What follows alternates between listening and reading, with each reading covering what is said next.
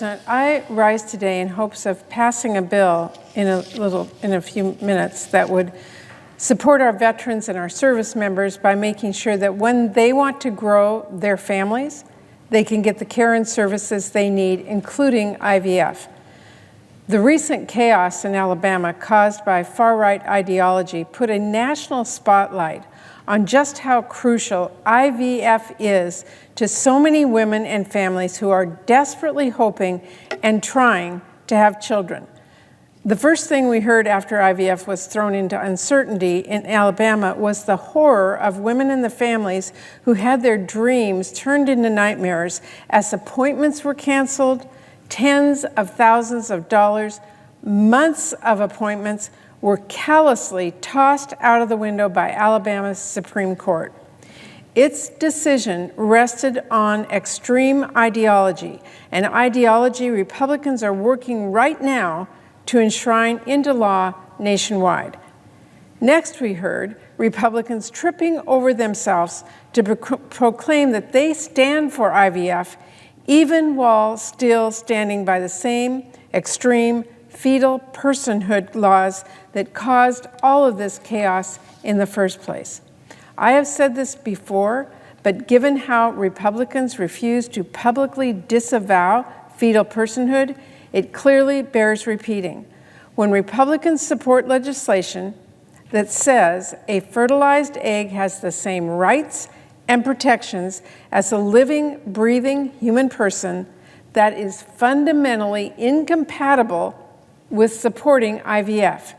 That is the very ideology that caused the disaster in Alabama.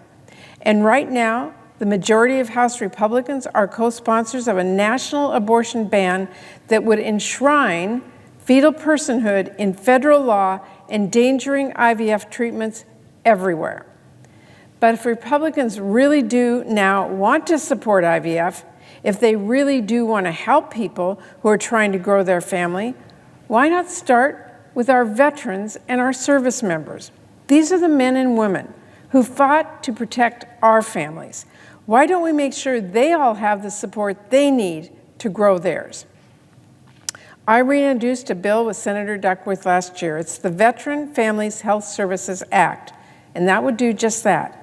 I've been working to pass this bill for well over a decade now. It has gone through countless rounds of technical edits and reviews, and it is more than ready for prime time, and this is exactly the kind of straightforward legislation that we should pass through unanimous consent. It hasn't just passed committee before, it actually passed the Senate before. The goal of this bill is very simple. It expands the fertility treatments and family building services that are covered under service members and veterans health care. That means finally having the coverage that gives service members and veterans the option to freeze eggs or sperm before deployment. It means expanding adoption assistance at the VA. And Mr. President, it means expanding access to IVF for all of our veterans and service members. Current coverage policies for VA and DoD still leave out many committed, loving people who want to start a family. We're talking about a bill that would help our wounded warriors get the care and coverage they need to start a family. I'm really glad DoD and VA have been taking some steps under President Biden to offer this care to more people, including the expansion that the VA announced just yesterday, but we still have a long ways to go. I hope that every one of my colleagues would agree that our country should keep that basic promise we make to our service members to take care of them when they come home. That when a soldier comes home with injuries and subsequently needs IVF because of that to start a family, or really when any soldier needs IVF to start a family, they should be able to get it. So how about we take action right now, today, to make that a reality? It should not be controversial, especially if Republicans are serious, even in the slightest, about supporting IVF. This bill is just saying, yes, we want to make sure that all of our veterans, all of our service members have access to family building services and fertility treatments they need. Given all that we have heard in recent weeks, this should be hugely bipartisan. You stand by our veterans, if you stand by IVF, if you want to see our military families growing and thriving, we need to send that message now and send this legislation that I will be asking unanimous consent on shortly to the President's desk as soon as possible.